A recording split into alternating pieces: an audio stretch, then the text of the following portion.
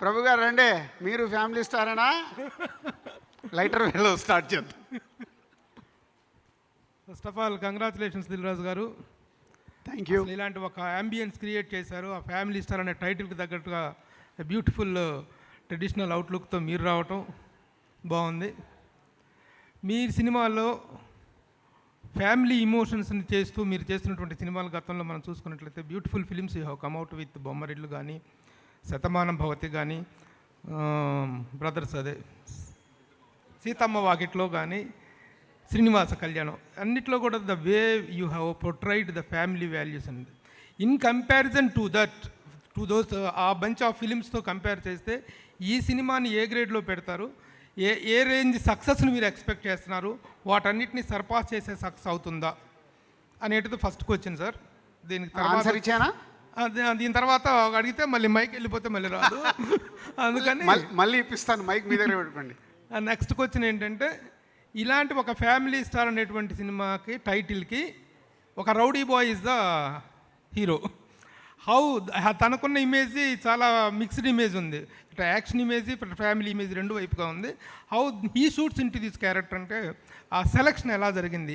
Subject అనుకున్న తర్వాత విజయ్ అనుకున్నారా, విజయ్ అనుకున్న తర్వాత సబ్జెక్ట్ అనుకున్నారా? లేదు, ముందు పరశురాము విజయ్కి కథ చెప్పడం జరిగింది. విజయ్తో నేను సినిమా చేద్దాం అనుకున్నప్పుడు 2-3 స్టోరీస్ గురించి డిస్కస్ చేస్తున్నప్పుడు ఈ ఐడియా చెప్పాడు. అరే ఈ పాయింట్ బాగుంది అని అలా వాళ్ళిద్దరు అనుకున్న తర్వాతే నేను ఎంటర్ అయ్యి జర్నీ స్టార్ట్ అయిన తర్వాత ఆల్మోస్ట్ 1 year మళ్ళీ ఐడియా దగ్గర నుంచి స్క్రిప్ట్ని జర్నీ చేస్తూ జరగడం జరిగింది.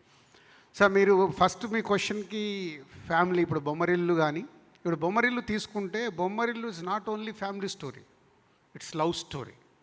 సో అటు ఫ్యామిలీస్తో పాటు యూత్ కూడా విపరీతంగా చూసిన సినిమా బొమ్మరిల్లు.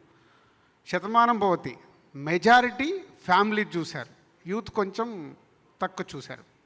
అదే సీతమ్మ వాకిట్లో సిరిమల్లె చెట్టు కూడా మెజారిటీ ఫ్యామిలీ చూశారు. యూత్ మహేష్ గారు ఉన్నారు కాబట్టి యూత్ కూడా అక్కడక్కడ అండ్ బ్రదర్స్ ఉన్న వాళ్ళు చూశారు. సో ఇట్లా దానికే ఇట్స్ ఎ డిఫరెంట్ జానర్స్. ఈ సినిమాలో ఇందాక నేను అందుకే ముందు అనౌన్స్ చేసేసాను, ఇది ఫ్యామిలీ బ్యాక్గ్రౌండ్లో ఉండి ఫ్యామిలీ చేస్తున్న కథలోకి major is a love story play చేస్తుంది. So 30% is a family story ఉంటే 70% అమ్మాయి అబ్బాయి మధ్యలో ఉంటుంది. ఫైనల్గా ఎత్తుకున్న కథ మళ్ళీ ఎలా రౌండప్ అయిందనేదే ఈ కథ. So majority portion youth love story మీద రన్ అయ్యే ఒక ఫ్యామిలీ స్టోరీ. రెవెన్యూ సైడ్ ఏ స్థాయి హిట్ అవుతుంది అనుకుంటున్నారు ఆ కంపారిజన్లో? అంటే స్థాయిలు ఇప్పుడే మాట్లాడాను అనుకో, 5వ తారీఖు కొంచెం తగ్గిన మళ్ళీ మీరు నన్ను వేసుకుంటారు. మంచి సినిమా, సో గుడ్ ఫిలిం. థియేటర్కి వెళ్ళి డెఫినెట్గా ఎంజాయ్ చేస్తూ బయటకు వస్తారు. ఎప్పుడు నేను ఒకటే నమ్ముతాను, ఇప్పుడు ఒక థియేటర్లో 600 మంది, ఒక మల్టీప్లెక్స్లో 500 మంది చూస్తారు. 500 మందికి నచ్చేస్తే ఇంకా ఆ సినిమాని పట్టుకోవడం ఎవరి తరం కాదు, డే 1. సో దాంట్లో ఎంతో కొంత ఒక 500 మందిలో 40-50 మంది ఏదో వెతుకుతుంటారు. అంటే డే 1 చూసే ఆడియన్స్ మైండ్ సెట్ వెతికే వాళ్ళు ఉంటారు. అందుకే నాకు 100కు 100 మార్కులు నేను ఎప్పుడు వేసుకోను. ఒక cinema hit to super hit కావాలంటే మనం చదువుకున్న దాంట్లో కూడా మనకు 75% వస్తే మనం ఫస్ట్ క్లాస్ స్టూడెంట్. ఒక సినిమాకు 75% ఆడియన్స్కి రీచ్ అవుతే మేము ఫస్ట్ క్లాస్లో పాస్ అయినట్టు భావిస్తాను. అదే నేను ఎప్పుడు క్యాలిక్యులేషన్ చేసుకున్నది. సో డెఫినెట్గా ప్రేక్షకులకి బాగా నచ్చే సినిమా. సార్ నమస్తే. ఇప్పుడు మీరు ఈ స్టేజ్ మీద వస్త్రాలంకరణను బట్టే సినిమా ఎంత సక్సెస్ అనేది అర్థమవుతుంది, మీలో ఉన్న ఆనందం. అయితే నిన్న ప్రెస్ మీట్ అని పెట్టినప్పుడు ఇవాళ April 1 కదా, ఏమన్నా ఫుల్ చేస్తున్నారా, నిన్నే కదా ఏదో అని అనుకున్నాం. నాకైతే అనిపించింది అరే నిజంగా మేము ఈ యాంగిల్ ఆలోచించలేదబ్బా. ఎనీహో April 1 మీరు ఏదో దేవాలయానికో ఏదో పూజ చేసి వచ్చినట్టుగా ఆహార్యాలు కనబడుతున్నాయి. All the best. అయితే ఇప్పుడు తెలుగు సినిమాల్లో మీరు ఏది తీసుకున్నా కుటుంబ కథలు ఓల్డ్ సినిమాల నుంచి వచ్చినాయి. అయితే ఈ మధ్య ఎక్కువగా ఓవర్సీస్ అంటే వాళ్ళనే బేస్ చేసుకొని కూడా అక్కడ యూత్ ప్రేమ లవ్ను మిక్స్ చేస్తూ అక్కడ కథలనే బేస్ చేసుకున్నారు. ఇందులో అటువంటిది ఉందా, లేదా ఓన్లీ పక్కా మన తెలుగు నేపథ్యమేనా? పక్కా తెలుగు నేపథ్యం. బట్ చెప్పాను కదా, అమ్మాయి అబ్బాయి మధ్యలో 70% సినిమా ఉంటుంది. ఆ జర్నీలో మారుతూ ఉంటాయి లొకేషన్స్ మారినప్పుడు మనకు విజువల్ బ్యూటీ కూడా కావాలి కదా, విజువల్ బ్యూటీ కూడా ఉంటుంది ఈ సినిమాలో. లేకుంటే అప్పుడు ఏమవుతుంది, మళ్ళీ ఇందాక నేను చెప్పినట్టు ఒక ఇంట్లోనే తీసామనుకో టీవీ సీరియల్ లాగుందిరా అంటారు. అవన్నీ ఈ కథ ఎలా డిమాండ్ చేస్తుంటే అలా మారుతూ విజువల్ బ్యూటీతో కంటిన్యూ అవుతుంది. విజయ్ గారు నమస్తే. First of all advance congratulations. ఒక Thank you wife so much. కనిపిస్తుంది. ఫిఫ్త్ రోజు చెప్పండి. ఇప్పుడు ఆల్ ది బెస్ట్ చెప్పండి మూర్తి గారు. 5వ తారీఖు మీరు సినిమా చూసిన తర్వాత కంగ్రాచులేషన్స్ అని మీరు మీ ట్విట్టర్లో పెట్టండి. రెండు అదే కదా, మరి ఇదే అదే కదా, ఇప్పుడే పెట్టిమన్నా పెడతా. అది మీకు నచ్చుతుందండి, అందుకు చెప్తున్నాను. యువర్ ఫ్యామిలీ మ్యాన్, నాకు తెలుసు కదా, అంత అందుకే అంత నేనే కాన్ఫిడెన్స్గా positive గా చెప్తాను. సార్, మీరే నెగిటివ్ ఆలోచిస్తున్నారు. వైబ్ కనిపిస్తుందని చెప్తున్నా. సార్, గీత గోవిందం తర్వాత కాంబినేషను, పైగా గీత గోవిందం తర్వాత మీరు చేస్తున్న ఫ్యామిలీ డ్రామా. సో ఈ మధ్యలో మీరు డిఫరెంట్ జానర్స్ ట్రై చేశారు. అంటే ఈ కథ ఆటోమేటిక్గా మీ దగ్గరికి వచ్చిందని ఇది చేస్తున్నారా, లేకపోతే ఈ జానర్ చెయ్యాలని చేస్తున్నారా? లేదు, ఎప్పుడు ఓ జానర్ చేయాలి అన్నట్టు ఏం అనుకోను. వచ్చే కథలు వింటూ ఉంటా నచ్చిన డైరెక్టర్ల దగ్గర. వాటిలో కొంచెం ముందు చేసిన దానికంటే కొంచెం ఇప్పుడు నేను ఒక 2-3 సినిమాలు ఒప్పుకొని ఉంటా. దాంట్లో ఏదైనా కొత్తగా ఉందా, డిఫరెంట్ ఉందా అని చూసుకొని చేయడమే. బుజ్జి గారు నాకు ఈ కథ చెప్పంగానే నాకు ఇమీడియట్లీ ఐడియా చాలా నచ్చింది. ఇది యాక్చువల్లీ ఆల్మోస్ట్ మేము షూటింగ్ స్టార్ట్ చేసి 9 months బ్యాక్ స్టార్ట్ చేసాము. సో ఇదే 1 year జర్నీ. దాని ముందు 1 year బ్యాక్ చెప్పారు ఐడియా చెప్పి ఐడియా చాలా నచ్చింది. కాకపోతే నేను ఐడియాల మీద స్క్రిప్ట్లు ఓకే చేసే పొజిషన్లో లేను. నాకు పూర్తి స్క్రిప్ట్ కావాలి, ఫుల్ నరేషన్ ఇవ్వండి అని చెప్పాను. ఆ తర్వాత రాజుగారు నాతో చేద్దాం అనుకున్నారు. రాజుగారు కోవిడ్ టైంలో ఉన్నప్పుడు నాకు కొంచెం డబ్బులు టైట్ ఉంటే అడ్వాన్స్ ఇచ్చిండ్రు. చాలా స్క్రిప్ట్లు ఇదొకటి నేను మామూలుగా హీరోలకు అడ్వాన్స్ ఇవ్వను, ఇదేంటో లేక విజయ్ అడిగాడు అప్పుడు.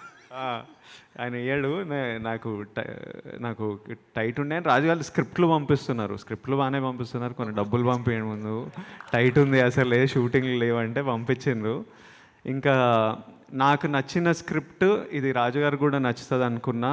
ఆ ఫుల్ స్క్రిప్ట్ నాకు ఇంకా రావట్లేదు. సో రాజుగారికి చెప్పిన ఐడియా విన్నా, అది చాలా బాగుంది కానీ నాకు ఫుల్ స్క్రిప్ట్ కావాలి, ఫుల్ స్క్రిప్ట్ రావట్లేదంటే ఇంకా ఏం జరిగిందో నాకు తెలియదు. సడన్గా రాజుగారు బుజ్జి ఫుల్ స్క్రిప్ట్తో నా దగ్గరకు వచ్చారు, ఓకే చేయడం జరిగింది. తర్వాత విన్న తర్వాత నేను actually I need to thank, special thanks. ఇది సక్సెస్ మీట్లో ఆ టైంలో చేద్దాం అనుకున్నా కానీ గౌతమ్కి, సితారా ఎంటర్టైన్మెంట్కి చాలా థ్యాంక్స్ చెప్పాలి. ఎందుకంటే వాళ్ళ సినిమా యాక్చువల్లీ స్టార్ట్ అయిపోయిండే, కానీ ఈ సినిమా క్విక్గా అయిపోతుంది, ఒక 80 daysలో అయిపోతుంది. తర్వాత పండక్కి ఇలాంటి సినిమా చాలా కరెక్ట్ సినిమా అనుకొని త్వరగా చేస్తాం.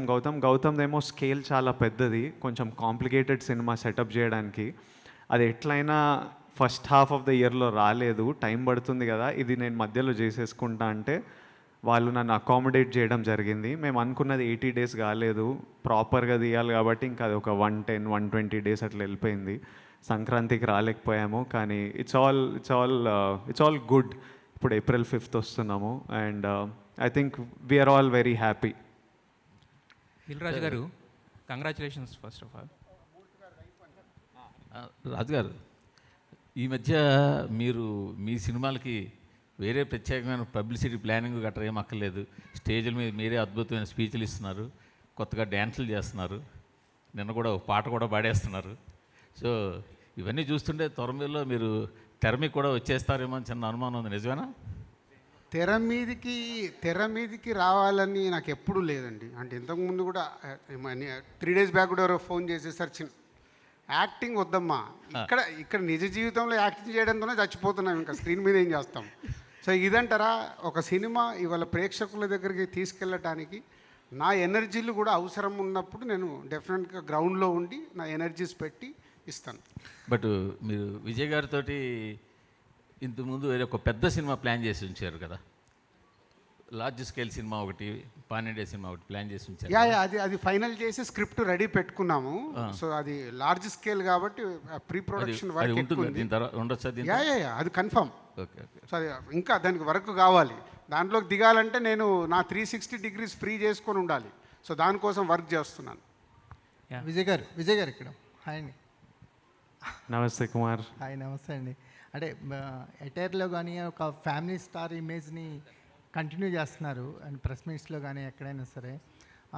మీరు స్క్రిప్ట్ విన్నప్పుడు నాన్నగారు గుర్తొచ్చారని చెప్పారు. ఒక ఏదైనా సందర్భాన్ని షేర్ చేసుకుంటారా, మీకు బాగా రిలేట్ అయింది ఫ్యామిలీ స్టార్ జర్నీలో కానీ, ఏదైనా ఒక సందర్భం కానీ? మా సినిమాలో ఉన్నట్టు సందర్భమా?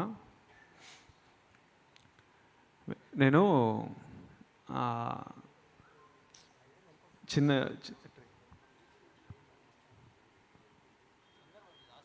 అండ్ ఇన్సిడెంట్గా అదే చిన్న ఉన్నప్పుడు నేను హాస్టల్లో పెరిగాము. సో ప్రతి సమ్మర్ హాలిడేస్కి 2 months ఇంటికి వచ్చేవాళ్ళము. ఇంటికి వచ్చినప్పుడు సైకిల్ కావాలి, డాడీ సైకిల్ కావాలి, ఈసారి హాలిడేస్కి వచ్చినప్పుడు నాకు సైకిల్ కావాలి. ఎందుకంటే ఆ చుట్టుపక్కల ఉన్న కాలనీలో ఉన్న పిల్లలతోని మేము సైక్లింగ్ వెళ్తుండే. వాళ్ళ సైకిల్ సాయంత్రం ఆడుకున్నప్పుడు వాళ్ళ సైకిల్ తొక్కునిస్తుండే. కానీ కొన్నిసార్లు అరే అట్లా నడపకరా, అరే కింద పడేసిన ఏంట్రా, అరే ఈరోజు నేను ఇయ్యనరా అంటే మన ఈగో హర్ట్ అవుతుంటుంది కదా ఆ ఏజ్లో కూడా. నా సైకిల్ నాకు కావాలని ఇంకా అడిగేవాడిని. మనకి ఇంట్లో ఖర్చులేంటి ఇవన్నీ ఆ ఏజ్లో అర్థం కావు. వాళ్ళకున్నాయి, నాకు ఎందుకు లేదు, నాకు ఎందుకు ఇస్తలేవని. నాన్న ప్రతిసారి ఈ సమ్మర్ హాలిడేస్లో కొనిస్తారా, ఈ సమ్మర్ హాలిడేస్లో కొత్త సైకిల్ ఉంటుంది అనేవాడు. హ్యాపీ అయిపోయేవాడిని, మర్చిపోయేవాడిని, ఇంటికి వచ్చేవాడిని. ఆ సమ్మర్ హాలిడేస్లో సైకిల్ ఉండకపోతుండే. ఓ 2-3 రోజులు అడిగేవాడిని, ఏదో బ్యాటో ఏదో కొనిచ్చేవాళ్ళు, క్రికెట్లో వెళ్ళిపోతుండే. మళ్ళీ నెక్స్ట్ సమ్మర్ హాలిడేస్ అడిగేవాడిని. ఫైనల్గా ఒక సైకిల్ వచ్చింది. అది లేడీ బర్డ్ సైకిల్. ఎవరో మా కాలనీలో ఎవరో అమ్మాయి సైకిల్ అమ్ముతుంటే డాడీ నాకు తెచ్చిచ్చిండ్రు సెకండ్ హ్యాండ్లో. అది ఫస్ట్ ఫీల్ అయినా, కాకపోతే ఏదో ఒకటి సైకిల్ అయితే ఉంది కదా అని తీసుకొని మా సిస్టర్ది అని చెప్పుకొని నడిపించిన ఒక 1-2 months 1-2 years. But the thing is, ఈ సైకిల్ది కాదు కథ. అలా టీవీ అడిగినా, ఈసారి కార్ అడిగినా ఏదో ఒకటి కావాలి. డాడీ ఎప్పుడూ లేదురా మన వల్ల కాదు, వద్దు ఇలాంటి ఆలోచనలు పెట్టుకోకు అని చెప్పకపోతుండే. ఎప్పుడు ఈసారి రా, ఈ సమ్మర్ రా, నెక్స్ట్ సమ్మర్ రా. అండ్ ఆ హోప్తో he gave me that hope to look forward to, gave me one energy. ఆ ఎనర్జీతోని అట్లా ముందుకు వెళ్ళిపోయాము. ఎప్పుడు ఏం లేదని అనిపించలేదు. కొన్ని రోజులు అనిపిస్తుండే, ఇంకా వేరే పనిలో పడుతుండే. ఈ సినిమాలో కూడా మా ఫ్యామిలీలో ఎంతోమంది పిల్లలు వాళ్ళు ఏడుస్తుంటారు, పిల్లలు ఇది కావాలి అది ఏదో కొందాంరా, నీకు మార్క్స్ ఏదో ఒక ఫిట్టింగ్ పెట్టేసేయాలి, నువ్వు 90% తెచ్చుకో, నీకు కొనిచ్చేస్తా. వాళ్ళు ఊరుకుంటారు. అప్పటికి వాళ్ళకు ఒక గోల్ ఇచ్చేయాలి, దాన్ని మనం కరెక్ట్గా ఆ ఎనర్జీని వాడుకోవాలి. There are so many stories from life over this 1 year. ఇంట్లో మాట్లాడుకున్న, అమ్మ నాన్న వాళ్ళతో మాట్లాడుకున్న, రాజుగారితో బుజ్జితో మాట్లాడుకున్నా. మేము చాలా మా లైఫ్ జర్నీ గురించి మాట్లాడుకునే వాళ్ళం. అప్పుడు ఎట్లయింది తెలుసా, మన జర్నీ ఎక్కడ స్టార్ట్ అయ్యామో అందరికీ తెలుసు. కాబట్టి సినిమా అలాంటి కంటెంట్ కాబట్టి చాలా కనెక్ట్ అయ్యి చాలా ఇన్సిడెంట్స్ గురించి మాట్లాడుకున్నాం. అంటే back to back family stories పడుతున్నాయి. ఖుషి కానీ, ఫ్యామిలీ స్టార్ కానీ. విప్లవ్కి గోవర్ధన్కి ఏమన్నా సిమిలారిటీస్ కనిపిస్తాయి? అసలు గోవర్ధన్ ఒక ఎక్స్ట్రీమ్ క్యారెక్టర్, సంబంధం జమీన్ ఆస్మాన్ ఫరక్. అది గోవర్ధన్ ఒక ఫ్యామిలీలో రెస్పాన్సిబిలిటీ ఇవన్నీ ఉంటాయి, కానీ ఒక వెరీ ఎక్స్ట్రీమ్ క్యారెక్టర్, ఎక్స్ట్రీమ్లీ అల్లర్ character Govardhan.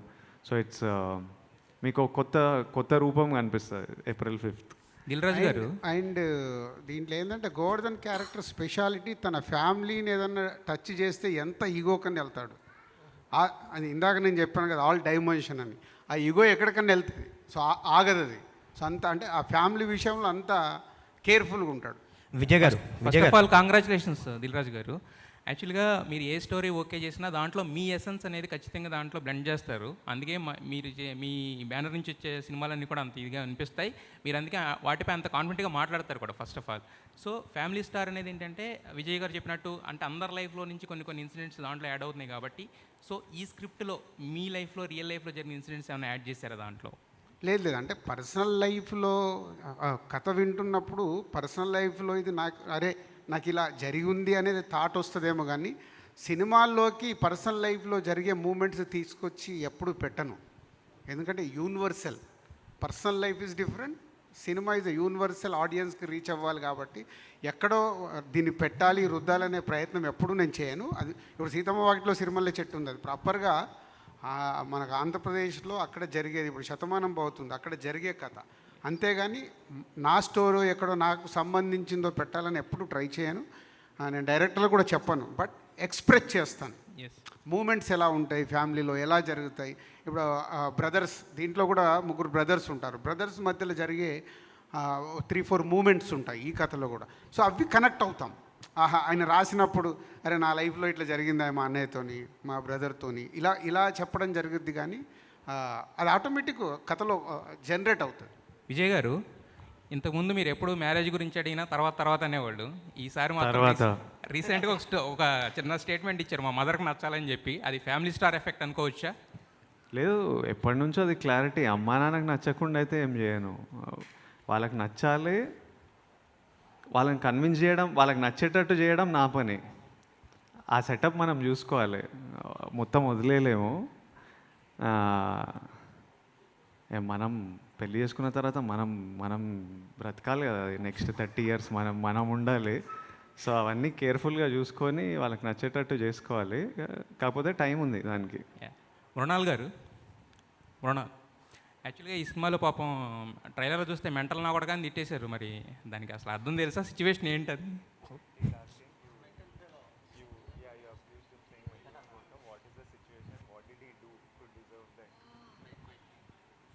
My God, don't ask. Actually, mental ka kudka. But he's lovable also. That's why Evendi. But Evendi in different. Evendi. You know, there are cute moments. And I think in a relationship, it's always that lovey-dovey, that honeymoon phase, then girlfriend, boyfriend, then fiance, then my husband, then mental ka kudka. Mental నా కొడక అర్థం తెలుసా ఇంతకీ మీకు? ఇంతకీ అర్థం తెలుసా దానికి? Do you know the meaning of mental నా కొడక ఇన్ తెలుగు? పాగల్ కై కా. సార్ విజయ్ గారు ఈ సినిమాలో మీ క్యారెక్టర్ పేరు మీ నాన్నగారి పేరు పెట్టారు, గోవర్ధన్ అని.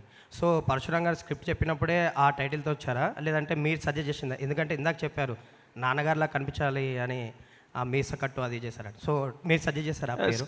నేనే అడిగిన పేరు లేకుండే అప్పుడు క్యారెక్టర్కి. నేను అడిగిన ఇట్లా గోవర్ధన్ అని పెడదాము, ఎందుకంటే సినిమాలో ఒక ఎమోషన్ ఉంది. మనము ఓ పేరు పెట్టినామంటే, ఇప్పుడు విజయ్ దేవరకొండ అంటే ఏంటి? ఉట్టి ఆధార్ కార్డుల మీద, రేషన్ కార్డుల మీద పెట్టుకునే, పాస్పోర్ట్లలో పెట్టుకునే పేరా? అంటే మనకి ఒక ఫ్యామిలీ తరతరాల నుంచి ఒక పేరు వచ్చిందంటే ఆ పేరుకి మనం కాంట్రిబ్యూట్ చేయాలి. నెక్స్ట్ జనరేషన్స్కి ఆ పేరుకి ఒక ఐడెంటిటీ ఇవ్వాలి, ఆ పేరుకి మనం ఒక కాంట్రిబ్యూషన్ ఉండాలి అన్నట్టు. సో నేను ఇవన్నీ విన్నప్పుడు నాకు మా అమ్మ నాన్న నాకు ఎంత చేశారో నాకు తెలుసు. మా నాన్న చిన్న ఇన్సిడెంట్స్, చిన్న సీన్స్లలో దాంట్లో చెప్తున్నా, నాన్న ఎప్పుడు కూర్చొని బిల్లులు రాసుకునేవాడు. మంత్లీ ఖర్చు ఎంత, ఇన్కమింగ్ ఎంత, అవుట్ గోయింగ్ ఎంత, ఏమైనా అరేంజ్ చేయాలా అన్నది. అది ప్రతి నెల అదే పని మీద ఉండేటోడు. సో ఇవన్నీ చూసినప్పుడు, సినిమాలో కూడా విన్నప్పుడు నాకు అది కనిపించి నాకు ఈ పేరు పెడదాము. For me also it's like a dedication to my dad and to all fathers who fight for us in a way. So I asked him, అందుకే అలా అడిగాను. ఓకే, అంటే ఒక బ్యూటిఫుల్ కాంటెంట్ ఉంది. విజయ్ కరెక్ట్గా చెప్పలేకపోయాను, నేను రివీల్ చేసేస్తాను. అంటే మనకి ఇంటి పేరు అనేది మామూలుగా మనం ఏమనుకుంటాం, ఇప్పుడు ఆ ఇంటి పేరు ఎవర్రా అంటే ఆ ఇంటోళ్ళు అని అంటాం. అంటే ఆ ఇంటి పేరుకు ఎంత ఇంపార్టెంట్ ఉంది అనేది ఒక సిచ్యువేషన్లో హీరో క్యారెక్టర్ ఎక్స్ప్రెస్ చేస్తుంది.